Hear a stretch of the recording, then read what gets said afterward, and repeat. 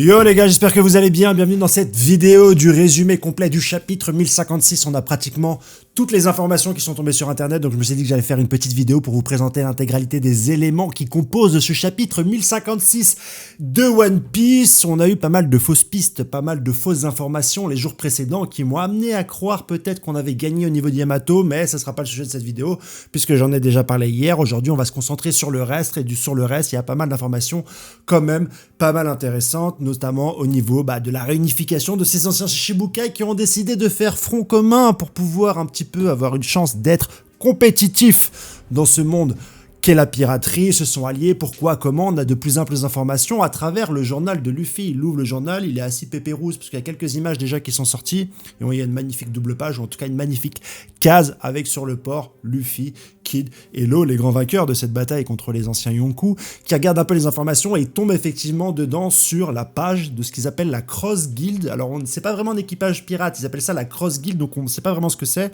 mais en gros on voit Baggy en haut, suivi épaulé par Dracul Mihawk et Sir Crocodile. Beaucoup dans les commentaires m'ont dit c'est Crocodile, pas Crocodile. Moi j'ai commencé par les mangas papier à l'époque où l'anime n'existait pas. Je crois que même si t'as moins de 20 ans à l'époque où toi non plus tu n'existais pas, donc on disait pas Crocodile à l'époque, on disait Crocodile. Mais c'est pas grave, j'apprends grâce à vous, c'est un échange équivalent, j'apprends à mieux prononcer.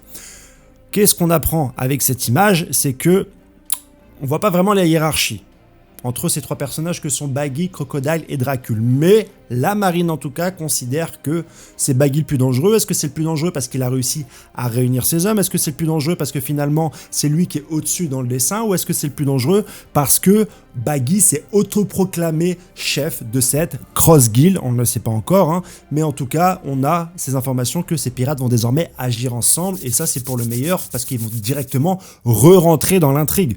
Dracul est un petit peu éloigné, Sir Crocodile est un peu éloigné, Baggy était drôle, mais il était un petit peu éloigné de l'objectif final, et on est bien dans la saga finale où le but c'est le One Piece. Et là, ces gens-là qui s'associent, je pense, ils ont pour but le One Piece. Et on va avoir pas mal d'intrigues.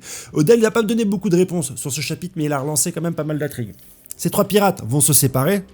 On savait pas trop comment ça allait venir, mais bon, c'est cool qu'ils se séparent pour que chacun aille suivre un petit peu sa voie. Law est un mec bien, il a donné à chacun une copie du Rio Poneglyph, donc voilà, chacun, on s'est battu ensemble, chacun part maintenant au même niveau pour pouvoir avoir le One Piece. Et Kid, on nous avait narré en début de semaine qu'elle allait poursuivre Shanks directement pour se venger, ensuite ça a été dit un peu plus tard que c'était pas ça.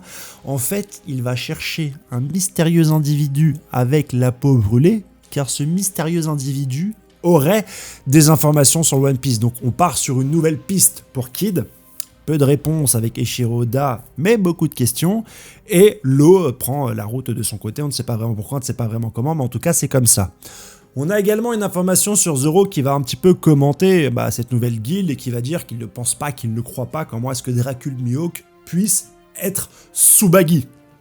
Est-ce que Baggy a réussi à les convaincre avec un secret? Est-ce qu'il y a une information finalement qu'il n'avait pas, qu'il a maintenant? Qu'est-ce qui lui manquait de la force? Et c'est peut-être pour ça que Baggy, depuis 50 tomes, arrive à pas devenir Shichibukai, plus maintenant Yonko. On voit pas vraiment les négociations, mais peut-être qu'il leur dit, les gars, moi je sais où se trouve le One Piece, enfin plus ou moins, parce que j'étais dans l'équipage de Gold et Roger. Tout ce qui me manque, c'est un peu de puissance. Avec votre puissance, on peut peut-être faire quelque chose. Je pensais sur ce chapitre-là qu'on allait les voir directement, mais en fait c'est qu'une page du journal finalement qu'on voit. D'autres passages poignants sur ce chapitre, Momonosuke qui rencontre son grand-père, ils se prennent dans les bras, ils pleurent, tout ça est émouvant. Ça ne m'intéresse pas personnellement, mais c'est émouvant, voilà, ils sont contents, patati patata. Ça ne m'intéresse pas.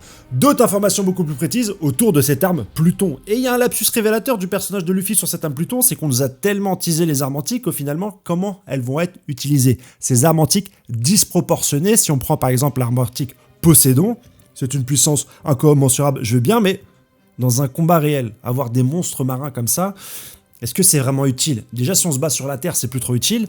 Si on se bat sur la mer, ça peut le devenir. Mais aujourd'hui, avec des fruits du démon, on peut facilement les esquiver. On a l'habitude dans One Piece d'avoir des affrontements entre deux personnes. Une personne face à un monstre, c'est pas encore quelque chose qui nous a réellement impacté ou fait flipper. On prend de tout ce qu'il y a eu de démesurément grand dans One Piece, comme Zunesha. Et encore, il a mis un coup de pied, un coup de trompe assez important à Jack, mais ça reste anecdotique. La performance de Oz, en tout cas l'enfant, à la guerre de Marineford était aussi anecdotique. On a eu bien le combat de Oz Senior sur l'île des morts vivants, là je me rappelle plus comment ça s'appelle, sur Thriller Back, où il y a eu un combat d'un être disproportionné face au Mugiwara qui a pu être un ton soit un peu intéressant, mais aujourd'hui, par rapport au Haki ou par rapport à l'évêque des fruits du démon, l'arme antique Poséidon, c'est pas la chose qui me fait le plus flipper. Je vais aller au bout de mon propos. En ce qui concerne Pluton, là, directement, je crois que c'est Robin qui dit, écoute, Luffy, on a Pluton directement sur Wano, est-ce que tu veux acquérir cette arme-là? Et Luffy dit non. Et c'est vrai qu'aujourd'hui, même si tout le monde nous hype sur les armes antiques, moi, personnellement, c'est pas un truc qui me fait vraiment peur. C'est pas une puissance qui me paraît incommensurable. Je trouve ça intéressant au niveau de l'enjeu d'aller trouver une arme antique, mais finalement, quand tu la possèdes, un bateau géant, voilà, aujourd'hui on est capable de faire un Buster Call, même si on a un bateau qui soit capable de tuer une île en un seul boulet de canon, je dis pas que c'est pas intéressant. Je dis qu'aujourd'hui, dans les échelles de puissance telles qu'elles nous sont montrées et dans le développement du scénario, dans une grande guerre, je peux visualiser ce qu'une arme géante ou ce que le pouvoir de Poséidon peut être comme avantage pour un parti pris, mais je suis sûr que la bataille finale se jouera forcément au point, et dans ce cas-là, une arme antique, je sais pas trop à quoi ça sert. Donc Luffy ne s'y intéresse pas, et j'ai envie de dire que moi non plus. Je ne m'y intéresse pas, comme le dit Luffy, dans le sens où je vois pas encore... J'arrive pas à l'imager, de toute façon on n'arrive pas à l'imager vraiment les armes antiques, on sait que c'est un truc de ouf, ouais c'est un truc de ouf. On sait que c'est important pour la bataille finale, mais j'arrive pas aujourd'hui à m'imaginer la puissance que ça peut être et comment est-ce qu'un personnage va habilement l'utiliser pour renverser tous les autres. Le haki, ça se voit. Si tu possèdes le haki tel que Shanks le possède, t'es réellement dangereux. De la même façon, on a encore une porte qui est ouverte avec le personnage de Gadou, Caribou Gadou qui dit « Ouah, Pluton plus Poséidon, il faut absolument que j'en parle à cette personne. » Et c'est une deuxième piste qui est ouverte directement pour ce chapitre-là. Kid qui va chercher un mystérieux personnage brûlé. Si vous savez qui est en commentaire, mais moi je prends un personnage avec un visage brûlé, ce qu'on a déjà vu, j'en sais rien. Et Caribou qui veut donner les informations, ou plutôt à un autre personnage. Ok, on va devoir composer avec ces intrigues-là encore, alors qu'il y en a pas mal qui n'ont pas été résolues, se lever, et on est déjà en train d'affronter des nouvelles tentatives. Donc voilà, un peu, pas déçu, mais un peu des cheveux sur la soupe qui se promènent à travers ce chapitre. On a une autre information qui est pas trop mal avec la Cross Guild de Baggy, que j'ai oublié de dire dans cette vidéo. J'attendais, parce qu'on a donné plusieurs éléments comme ça. Il aurait mis des primes sur les amiraux de la marine, ce qui est intéressant, ce qui est pas mal, mais au final, c'est pas ouf. Mais ok, je comprends le délire, ça peut être hyper sympa. Ça pourra servir aussi peut-être d'argument pour ceux qui aiment bien les échanges de puissance et les débats de puissance, ça pourra servir d'argument. L'opinion de Baggy, je suis d'accord, comme les primes servent d'argument également aujourd'hui pour attention un peu pour les dégâts de puissance. Je vais bien le prendre, tout ça. Fin du chapitre. Fix mini raisin. Effectivement, je me suis peut-être un peu emporté concernant le personnage de Yamato. C'est pas encore dit noir sur blanc que Yamato ne rejoindra pas les Mugiwara, mais l'inverse n'est pas dit non plus, puisqu'on voit Yamato à la fin trônant sur son chapeau, plus ou moins disant, elle dit je vais aller rejoindre les Mugiwara.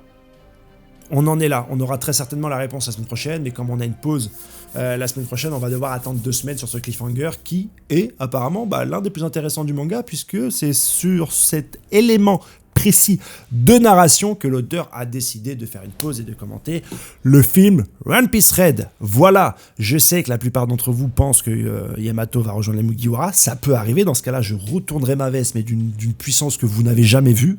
Je nierai tout comportement, je nierai toute vidéo, je nierai un jour avoir refusé Yamato. Moi, je ferai le grand fan de Yamato, je suis un excellent acteur. Studio les mecs.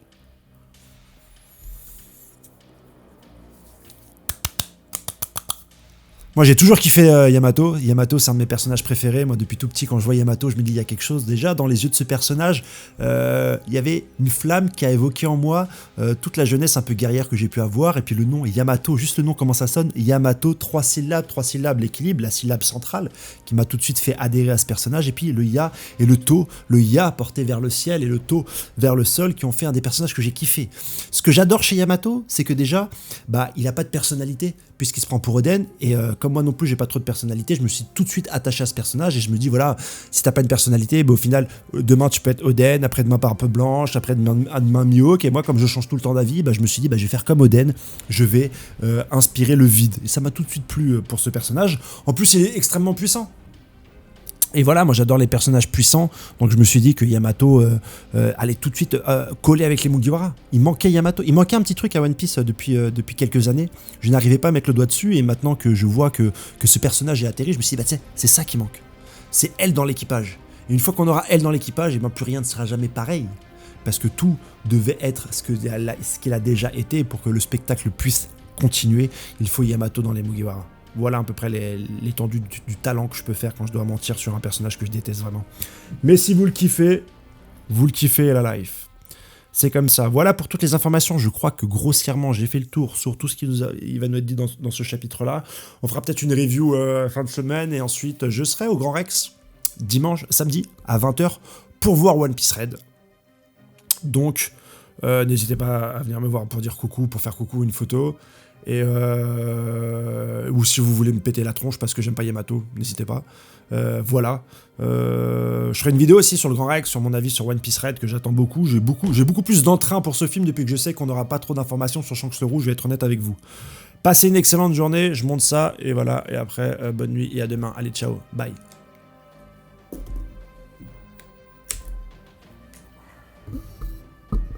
Qu'est-ce que je déteste Yamato, putain.